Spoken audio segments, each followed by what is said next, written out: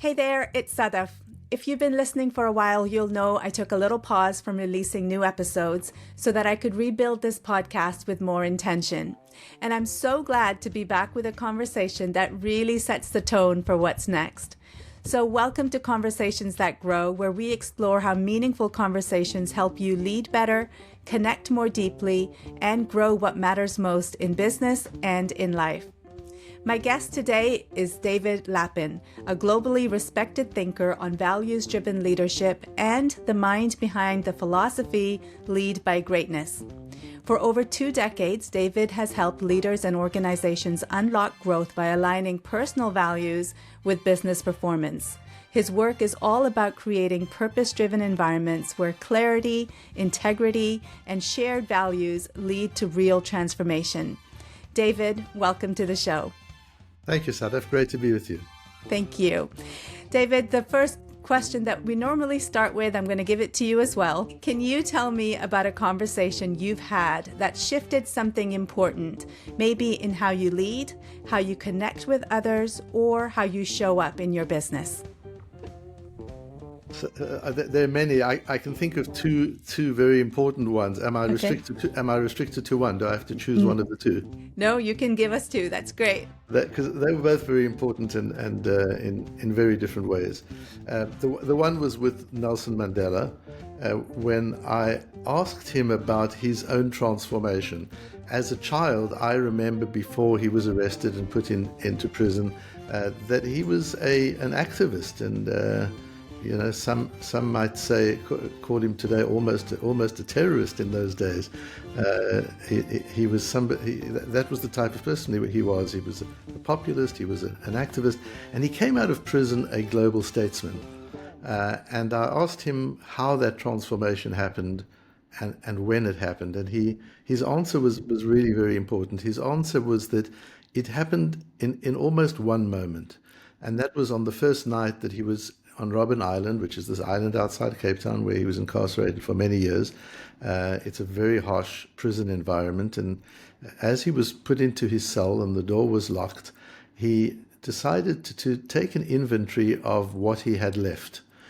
He felt everything had been taken from him, his reputation, his family, his business. He was a lawyer, his political aspirations. Everything had been taken away. He'd lost everything. And he thought, is there anything I've still got? Have they left me with anything? And he went through his inventory and he found only one thing that he felt they had not taken from him, and that was his dignity. And then he proceeded to describe how he analyzed what dignity meant. And he came to the conclusion that dignity was not about how people treat you. It's about how you treat others. And that included the people who were imprisoning him, that included his guards, that included the people who were making his life so difficult and unpleasant. Because if you're a dignified person, you don't choose who to be dignified to. If dignity describes you, then it describes all of your interactions. And treating people with dignity was something that became his tool. It's the way he enchanted the nation after he came out of prison. It was the way he enchanted his counterpart, President de Klerk, at that time. He enchanted people who were his enemies just by the dignity with which he treated everybody. And that became something really important in my understanding and in my teaching, that you can control how or influence how other people respond to you by the way you choose to engage with them. If you approach even somebody who you're pretty sure is antagonistic to you, aggressive to you, if you engage with them in what I call a heroic way, in a way where you are you at your best, irrespective of who they are or what they've done to you, they cannot but help to respond in a constructive, positive way. So that was something that I learned then and have taken further in all of our work. And the other one was a more personal one, which I reference in the book as well. And that was with a very great spiritual mentor that I had. And I said to him, I'm just not coping with how much I have to do. And certainly he was kind of giving me a charge to do much more than I was doing. And I said, I'm barely managing with what I've got to do. There's no way I can take on more. And he said, the problem with you is you think that human engagement is like a chemical reaction, and that has a linear outcome, a 1 and 1 + 2 kind of outcome. And he said the human interaction is nuclear. It's not linear. It's exponential. It's not linear. It's nuclear. It's not chemical. That when you engage with another human being, the potential of that engagement to explode into something of enormous value and meaning is something that one needs to appreciate. So a lot of time we look at the restrictions, at the limitations. How am I going to manage? How can I do? Sometimes just engaging with one human being can change the world. And we have to have, in every interaction we have with people, just realize there's a potential that this interaction could have major ramification. This interaction could be life-changing for the person I'm engaging with. It could be life-changing for me, or it could be life-changing for other people that this person in turn will engage with who I don't even know. And to approach our interactions with that level of awe, that level almost of sanctity, of understanding the importance of our interaction with other human beings. Those were two conversations that affect me every single day of my life. Wow, David, that is incredible. Thank you so much for sharing that. I'd love to dig into those if you don't mind. Sure. Of course. So, Nelson Mandela, you met him. When was that? Where was that? I met him a few times. This particular occasion, we were speaking together at a YPO event, and before the talks, we were alone in a little room alongside the conference room, and we just had this quiet opportunity. And I just thought, I can't let this go without asking him a provoking question, a question that would engage in some important conversation immediately. And he just warmed to it and was amazingly gracious. And what a great question to ask. Right. Bit of a Yeah. cheeky, but yeah, a bit of an audacious question. No. But as I said, I just decided nothing to lose. Go for it. Yeah, no, that's great. And also I agree. He was very gracious back and to go into such depth and respond. And I loved what he said to you and what you drew out of that, the thought of dignity, that it's actually how you treat others. It's not something you earn in how people treat you. Is that right? Have I phrased that right? Absolutely. You know, Yeah. we're living in a society at the moment, and you, I'm sure, come across it every day, where people get very easily offended. And I often say that getting offended is a choice. You can choose to be offended or not. That doesn't mean I should be offensive. I should not be offensive. But if I am offensive, you don't have to be offended. You can choose not to be offended. And so it is with dignity. We're so focused on our own dignity. You didn't treat me with respect. You were disrespectful. You were offensive. That shouldn't be the focus. The focus is how was I, not how were you.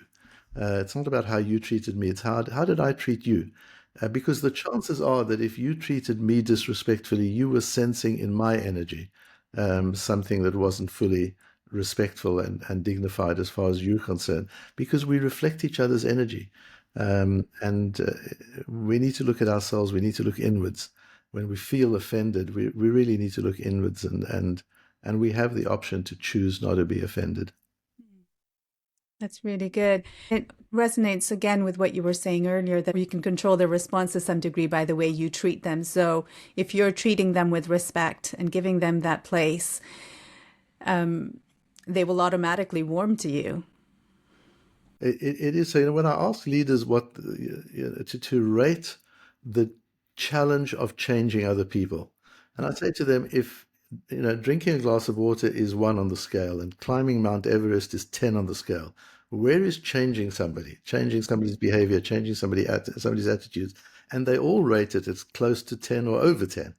And we spend so much time trying to change the people around us, partners in a relationship, parents and children, peers and friends, and managers and leaders. We're always trying to change people. It's incredibly hard, incredibly difficult, but we can change ourselves. And in changing ourselves, we change the way the people around us align. People align to us. And if we're putting out a defensive, negative, aggressive energy, people respond to that. And if we put out what I call a heroic energy, people respond to that too. People reflect. And I've often looked at the people around me as almost like the dashboard in on a flight deck in an aircraft. You can look at the altimeter, and the altimeter might be spinning out of control, 35,000 feet, 30, 25, 20, 15, 10. You're in trouble.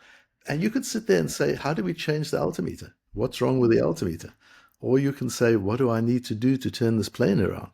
What do I need to do? That's human relationships. Look at people as indicators of the energy you're putting out.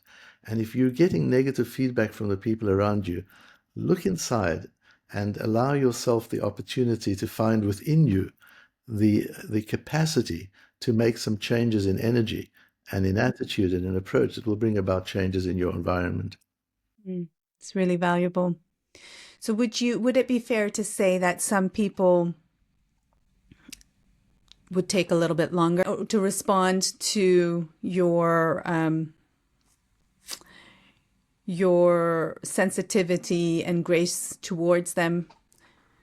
So if it's the most magical thing, it's instant. It's actually instant. It is so magical. If it comes from an honest place, from a place of integrity, you can't fake it, because fake doesn't put out energy. Energy comes from a deep place inside of you.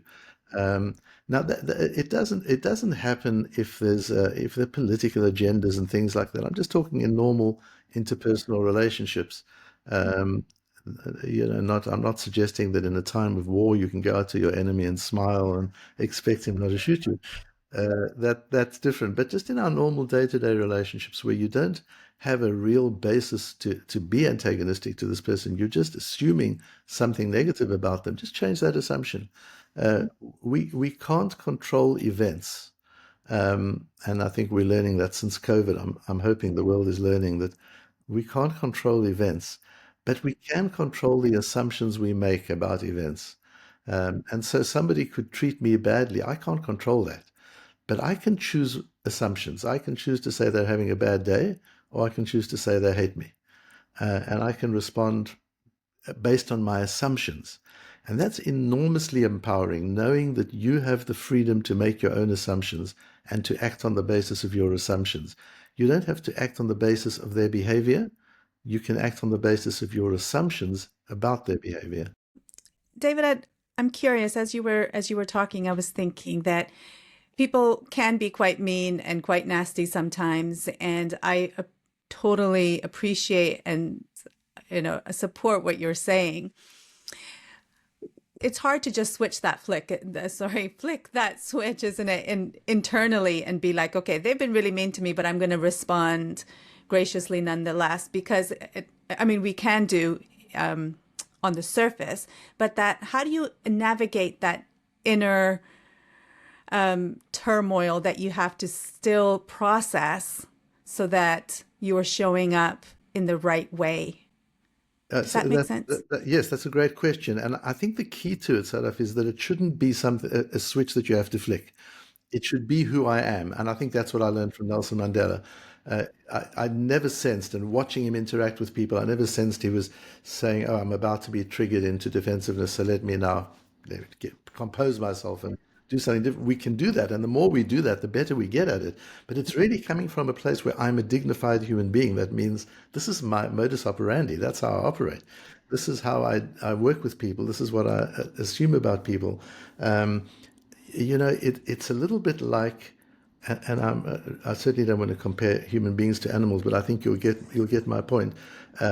If a dog starts barking at me, right, like your dog started barking at me before you came on, he didn't even see me. I don't know. And is it a he or a she? She. She didn't even see me, but she was already barking at me. Now, I could get all offended. Wow, you haven't even seen me. You're already barking at me. What do you got against me? But we don't do that. It doesn't bother us. We might be afraid. I might run away from a dog because it's dangerous. But I don't have to be offended because the dog doesn't like me.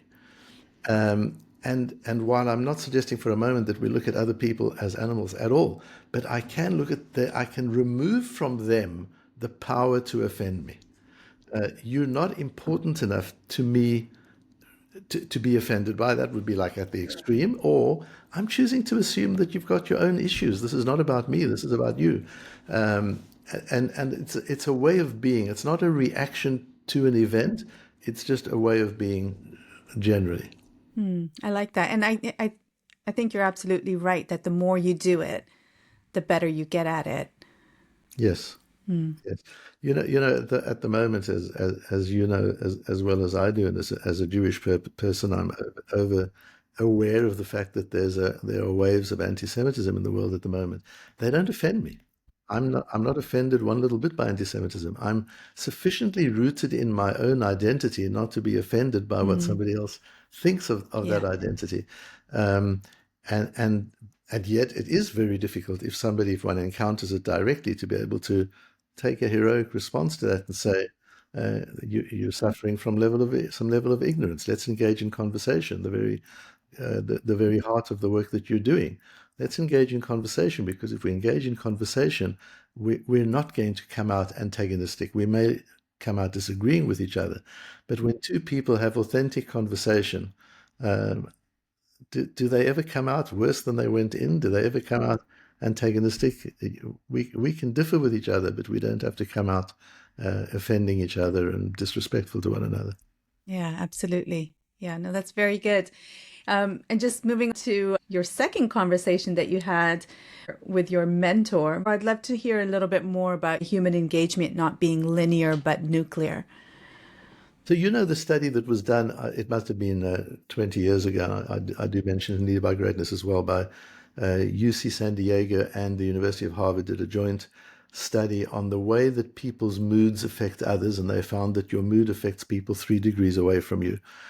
So that's your friend's friend is affected by your mood. You don't even know this person, and the person might be 5,000 miles away from you, and they can affect your mood. So our energy is very powerful, and we don't always realize that. We think we only affect people by the things we do and the things we say, but it's really the energy that we express through what we say and through what we do. But it's that inner energy that affects people, and we just don't know how people are affected and what happens when they're affected.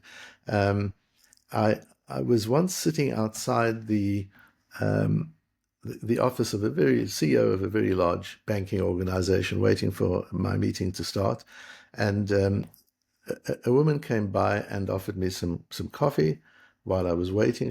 That was her job. And I thanked her for that and asked her about her job. And she started crying, and she said, there's some consultants in the bank and they're cutting costs. And one of the costs they're cutting is me. And they feel executives can go and get their own coffee from vending machines. They don't need people to walk around serving. And she said, they don't understand my job. My job is not about serving coffee. When I walk into that CEO's office and I can see on his face that he's grumpy and he's angry, I know he's going to make some bad decisions. I know he's going to hurt some people. And when I cheer him up and give him a cup of coffee with a smile on my face and ask him how his day is, and just give him that moment of relaxation and personal interaction, I know I've shifted him. And I know that his interaction with others, now this is a man who impacts thousands of other people, hundreds of thousands of other people. His interaction with other people is going to be better because of my one moment of giving him that cup of coffee. And we don't think of it that way, that we can uplift somebody, we can inspire somebody. Um, it's such a power. Or we can bring somebody down. And they, in turn, the way they then speak to their family or to their friends or to the people they lead, all of that shifts because we created a shift in them. So creating shifts in people have multiple effects, and then they go and they affect another 10 people, and they affect another 10 people each. And before you look around, you're impacting hundreds and hundreds of people. Wow, that's so insightful of her. Isn't it? Yes, it was Yeah, amazing. yeah. And it also resonates with the point that you made earlier about how treating each engagement that we have with others, no matter how big or small or where they might be at, it's so to treat it with awe and the sense of sanctity is so important. Absolutely. Wow, thank you so much. It's clear that those moments really shaped something deeper in you. It's there was a time when it's just a recurring theme, I think, in my life. I went up to a booking agent at an airport just to check into an airline. She saw my name, and she said, Lapin, she said, are you related to Rabbi Lapin, who was my father? And I said, yes. She said, let me tell you something about him. I said, what? She said, he came and checked in at my desk a few months ago, and he asked me how I was. And I said, why are you asking? And he said, because I heard they're laying off staff. I heard that the airline is laying off staff, and are you okay? And she said, it's not the first time people made comments to her about laying off staff, but they were always comments about, so is the service going to go down? Are we going to have Wow. longer lines to wait in? And she said, your father was concerned about its impact on me. And she said that changed the way I dealt with people, from seeing the people who come to my desk as negative people and needy people. I saw people very, very differently. So we just have an opportunity to touch people by the few words of interaction that we have, that we need to treasure and understand how precious that is. Yeah, touch and also have the capacity to transform, because she was able to recognize what Yes, he did for her in that moment. yes. Yeah, amazing. David, it's clear that a lot of these learnings that you took are very foundational to what your values are now.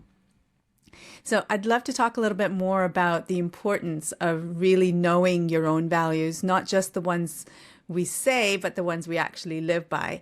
So why are values so foundational for leaders?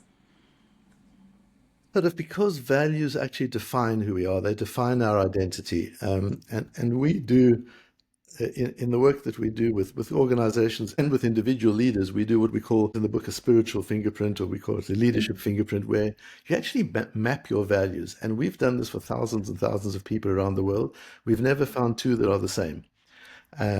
So if you really probe what the values are and what they mean, and how you rank them and how important they are, the different values are in your life, and how you make decisions based on those values, each of us is different. So I believe that that's where you really define identity.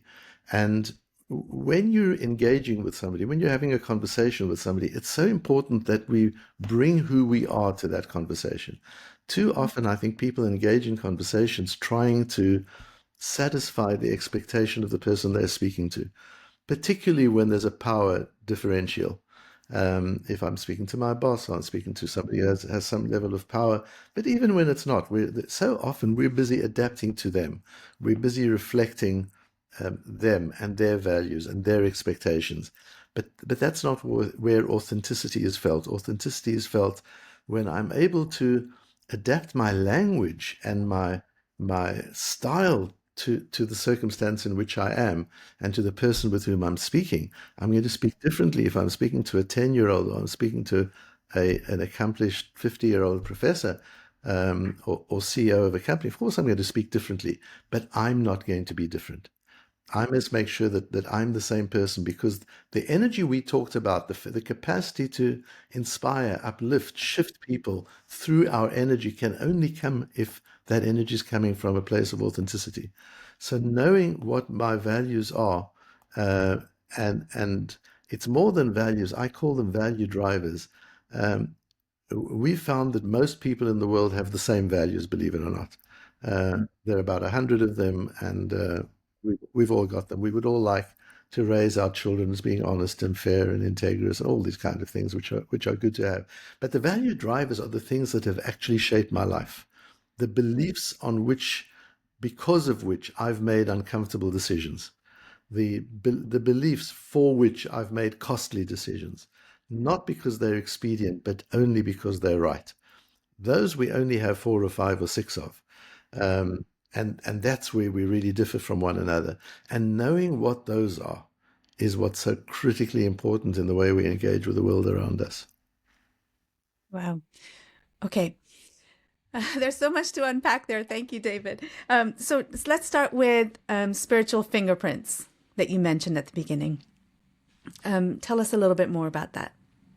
So the spiritual fingerprint is working out not just what your value drivers are, but your system of values, your philosophy of values, how you engage in the world based on your values. So your values are like your own Bible. They're like your own constitution, your framework through which you see the world and how you engage with the world. And each of ours is different.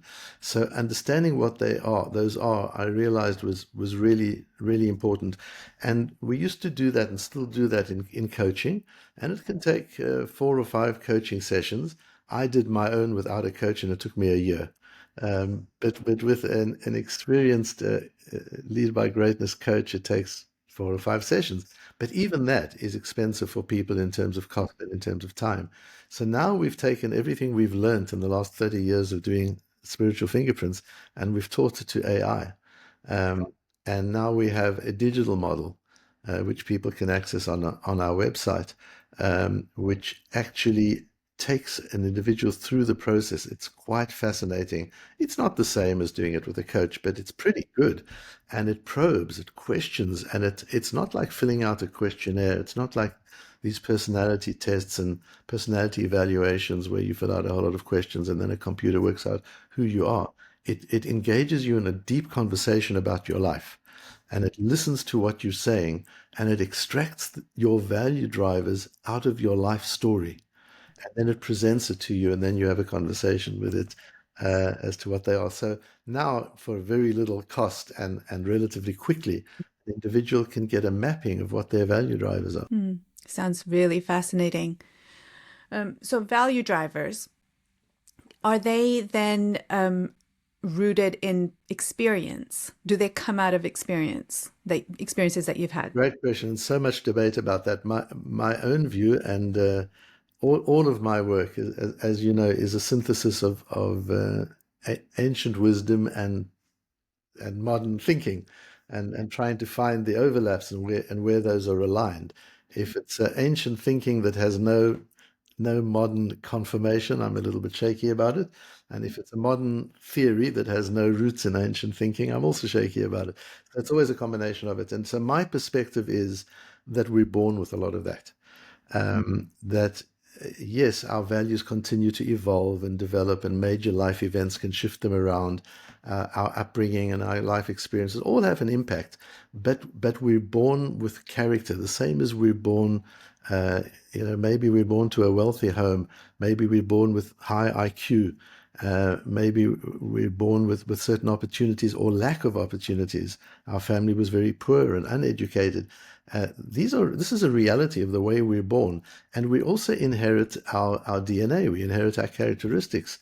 There's an advantage in being tall and handsome and charismatic. Some people are born that way and some people are not. And we can all make the best of what we're born with, but we can't change it, or not meaningfully. And I believe the same is with character.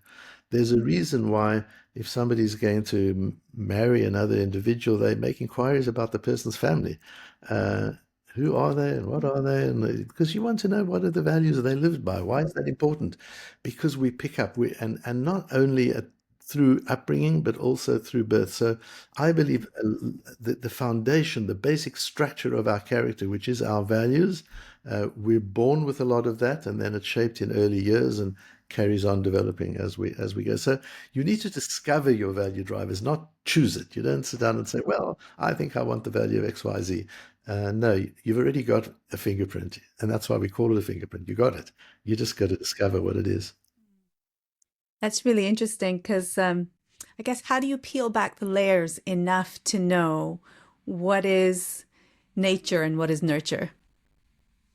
Yes, Right? and it's hard, and one of the ways you do it is by how resistant and resilient you were to standing by those values even under enormous pressure.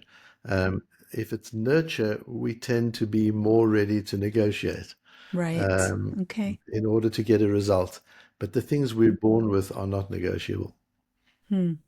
That's a really good way to put it. Yeah, that makes sense. Wow. Okay. So if someone listening to this want help to know how to surface those core values, if they're not immediately clear to them, what's a good way for them to do that? So the one way would be to use our AI tool. That would be the easiest and the quickest way. But in terms of one's own reflection, the question is to start your life story. Go through your life and identify the highs and lows, but particularly identify the choices that you've made. And there may not be that many of them, it doesn't matter, but choices that you've made that were hard, choices that you've made that were not the obvious ones, that were not the convenient ones, and probe very deeply, why did you make those choices? What was driving you to do something that wasn't expedient? Um, the theory of survival of the fittest and the evolutionary theories don't explain that. They don't explain, that's why I call it heroic. They don't explain the things we do that don't serve us, but we do them nevertheless because they're right.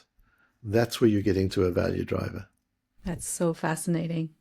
Thank you. I wanted to talk also about how values shape communication. Like, you touched on it earlier. One of the most fascinating things that you've said is that our values shape not just how we act, but how we speak and listen.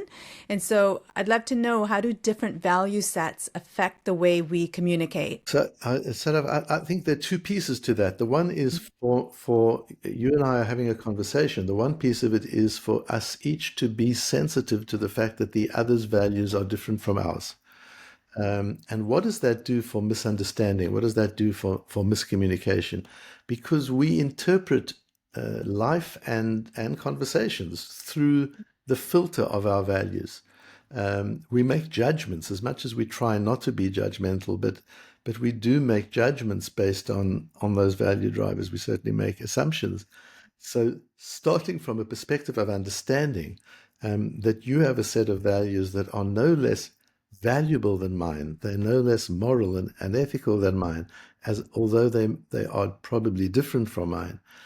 That's an important starting point for a conversation, and that I cannot and should not seek to change those values in our conversation. If I might be trying to shift your perspective on something, but it should never be by asking you to compromise your values or your beliefs, or to shift your values and beliefs, but rather to expand your perspective, to be able to understand that you and I might have a different set of values, but if we can expand our values without shifting them, without changing them, without compromising them, just expanding them, we could find a whole lot of areas of overlap from which we can begin to have our conversation.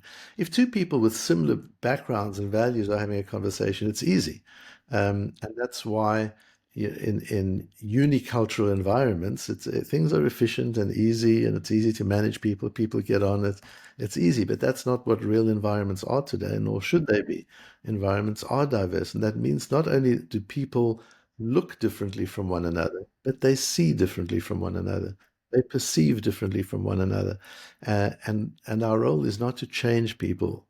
Our role is to expand people, to give people the opportunity to find that common ground. And I think the other piece of it is to know my own values very well, and to make sure that I'm approaching uh, the other person from my place of values. Um, I had a very long and wonderful relationship, friendship, and business relationship with a man who was Iranian. This was before the end of the period of the Shah, so things were different in Iran. But nevertheless, he was a very, very extremely devout and fairly extreme and fundamentalist Muslim person. And I'm Jewish. And when we met each other for the first time, obviously there was a moment of, how's this going to work? And we got on very quickly. We got on exceptionally well. And I asked him once, how did that happen? Why did things not go badly? Things went so well between us, and we have such a relationship. And he said, simply because you didn't try and hide who you were. You were just authentic. You just came in, and as different as you are from me, there's so much that we have in common. And we come from the original same sources, and our beliefs are not that different. What I can't relate to, he said, is people who shift the way they present themselves to satisfy the other. So we need to be so confident in our own identity that we're willing to come to the conversation as who we are. And that opens, and with that there's vulnerability, but it opens the pathways of healthy communication, I think. Listening to you, I'm struck that there's a lot of humility at play. Be able to come to someone and just accept them for who they are, accept that they will have different values from you, that they will see things different from you, and that's okay. What they see as valuable is just as important to them as it is for you, the way you are and how you see things. But to be able to have this common ground like you did with your Iranian friend is, I think it takes humility to get to that point. I think you're right. Humility from both people become a really important factor of meaningful conversation. I think arrogance is the killer of Yes, conversation, isn't it? it is. Absolutely. David, can you share a time where values were perhaps misaligned and would cause a breakdown in communication? How was that resolved?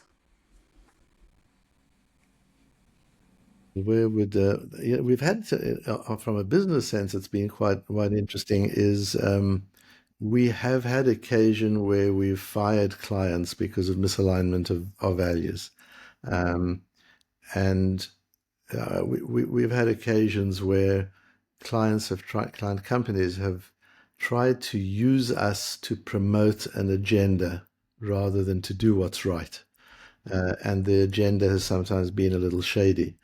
Um, and that's hard. Obviously, that's hard, especially when you're building a business, to walk away from a client um, just on the basis that there isn't a values alignment. So that does happen sometimes, that you're dealing with somebody, and it's just there isn't a values alignment, and there's no point. There's no point.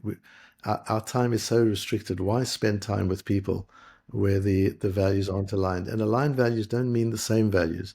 They just mean values that where you can find common ground, where you can find overlap.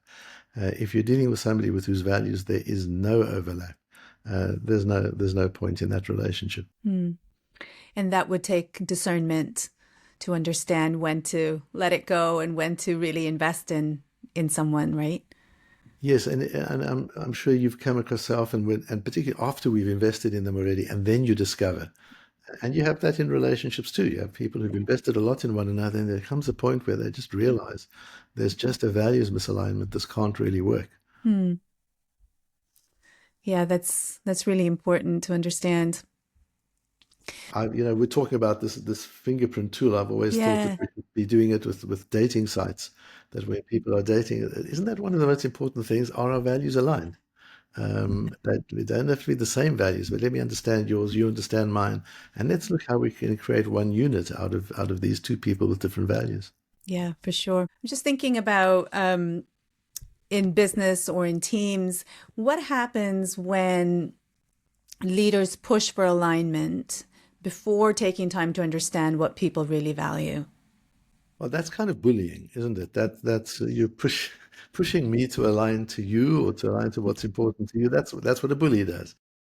And the leader actually creates alignment. They don't push alignment. And we've done amazing work with teams where each member of the team has done their spiritual fingerprint. And then in a team session, we expose them, we present them. So people get to know their colleagues in the team and what their core value drivers are. And that's like at a moment of such revelation, people say, okay, now I get it. I get why this is so important to you. I get why you get angry when this happens or you get irritated when that happens. I understand why your expectations are what they are. I understand why you can never meet my expectations. It's just an enormous amount of understanding that enables people to function in alignment once they understand each other's values. Yeah, you're right. It is bullying and you need to call it for what it is. And sometimes it can look like, oh, people, just trying to make the team work better and just trying to set the business up better. But actually, yeah, you're right. It's exactly what it. Where does curiosity come into all of this? Well, I think that curiosity is, you picked on such an important idea, isn't it? I think it underpins everything. How can you have a conversation if you're not curious? How can you discover the other person's values if you're not curious? How can you discover your own values if you're not curious? And I think curiosity is such a character trait. It's not, I'm curious about some things and not others. I think curious people are curious about everything. And developing curiosity. Again, I suppose some people are born without curiosity and some people are born with a lot of curiosity, but we can all develop the muscles that we have, and we can develop the character traits that we have. And curiosity is so important if we're going to want to connect with people. And in this day and age, the capacity to connect is perhaps one of the most powerful human capacities. To connect without curiosity is incredibly hard and probably not possible. Yeah, for sure. How would you say would be a good way to develop that muscle? I would say to somebody, do you like going to the movies? Do you like reading books? Do you like stories? Now, I haven't yet come across somebody who says, no, I don't like stories.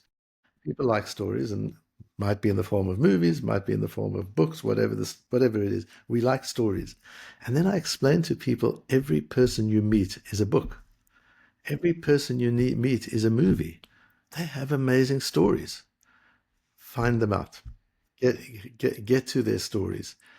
That's where curiosity comes, when I want to know the story of you, or I want to know the story of your podcast. I want to know the story of an object, this computer that I'm using here with you.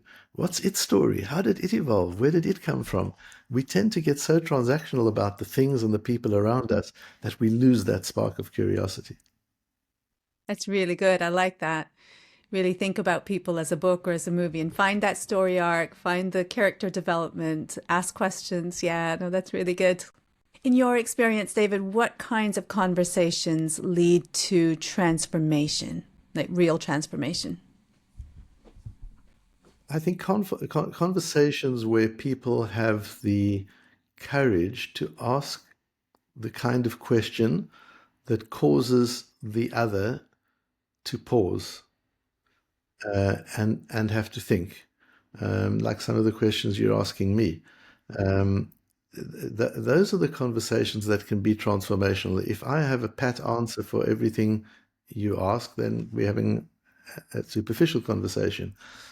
But if we ask each other questions that make us pause, even just for a microsecond, and say, wow, that needs me to think about that, that's a moment of potential transformation. And the more we have of those, the better it is. Unfortunately, so much of our interactions are transactional. We just want to get on with each other politely and not offend one another. But the kind of questions that we need to ask one another are not offensive, but they certainly could require the other to pause and question themselves. If you don't have conversations that cause you to question yourself, where's the transformation going to come from? Yeah. No, that's really good. And I guess it's sometimes we can say we're too busy, we don't have time to slow down and actually, really get to know someone or really unearth something bigger than just how's your day and just kind of move on. But I think thinking back about some of the things you said earlier on about, treating each engagement as something really special and taking the time to really connect with someone is, I think, where it's key to transforming. Would you say that's right? Yes, absolutely. Yeah, and I guess it works both ways. So you might be just having a conversation, but you can be transformed by it without even realizing. Completely. The moment you open yourself up to another person, you're opening yourself to the possibilities of development and transformation. If you keep yourself shielded and protected, then it's obviously much more difficult. So what would you say to leaders who want to create that space for those kinds of conversations, but maybe feel pressed for time or maybe even afraid of conflict? The time pressure comes to a question of values again, doesn't it? What is important in my life? What is I know what's urgent, but what is important? And how do I make time? I can't make time for everything that's important in my life. There are more important things in my life, in everybody's life, than there is time. But I can make sure that a certain amount of my time is devoted to what's important, and the same with the people I'm leading. A lot of the time is going to have to be efficiency driven. We're going to have quick conversations to get things done. Of course, that's going to be a lot of our time, but I can make sure that every week or every month or whatever it is, we spend a little bit of time together talking about things that really are meaningful, things that are not just urgent to be done, but are important in our worlds of being. And that not everything we talk about has to be tied to business outcome. Um, there's so much business outcome from conversations that don't have business outcome as their gain, as their purpose, their goal. So I think that becomes important, is to be willing to invest time in experiences that don't have an upfront predetermined ROI. That's very good. David, last question. What kind of transformation do you hope your conversations leave behind in the leaders that you work with? So I think I would want people to come away having met an aspect of themselves they had never met before. Wow. And saying, wow, I didn't know how great I really am. I didn't realize who I am and what I'm capable of. That would be the first prize. And that a person goes away from a conversation or an engagement with me or with our firm or a company does, saying, we are capable of so much more than we're actually doing. And I never realized how much I had within me. That to me would be an important outcome. That's really great. I love that. And it actually points back to that dignity aspect. In my mind, it goes back to what Nelson Mandela said to you about treating people with dignity. Yes, totally. Yeah. Right. Yeah. Fantastic. David, this has been such a thoughtful conversation that I know is going to keep me mulling over for a while. Thank you. Thank you very much for enabling it, and what a wonderful conversation. How wonderful it's been to meet you. I hope that we meet on many occasions in the future. Thank you, David, and I hope so too. David, before we wrap up, if someone wants to learn more about your work or connect with you, where should they go to do that? The best, I think, is at our website, which is lapininternational.com. I think there's a lot of information there. They can communicate. We have a LinkedIn page. Lapin International has a lot of material.